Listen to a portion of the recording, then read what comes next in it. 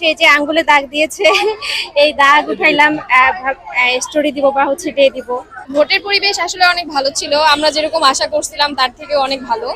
আর সকাল থেকেই সবাই অনেক উৎসুক মুখর পরিবেশে ভোট দিচ্ছে, এটা সবার জন্য একটা আনন্দময় পরিবেশ। রাত থেকে আমরা অনেক বেশি এক্সাইটেড ছিলাম।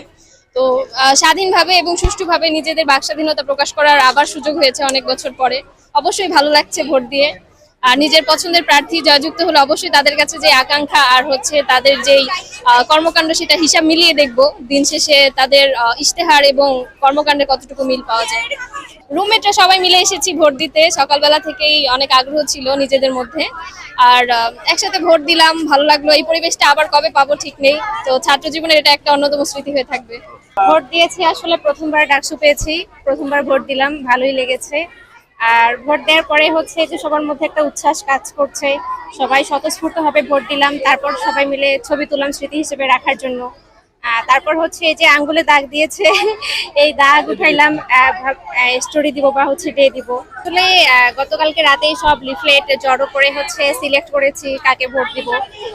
বিগত কর্মকাণ্ড, তারপরে হচ্ছে সবার ইশতেহার যেগুলো ভালো লেগেছে, যাদেরকে ভালো মনে হয়েছে, যোগ্য মনে হয়েছে, তাদেরকেই সিলেক্ট করে আজকে ভোট দিয়েছি। একটু এক্সাইটেড, বাট দেখি ক্যাম্পাসে আসলে নর্মালি এত মানুষ দেখা যায় না। আজকে ভোট উপলক্ষে যত মানুষ এসেছে।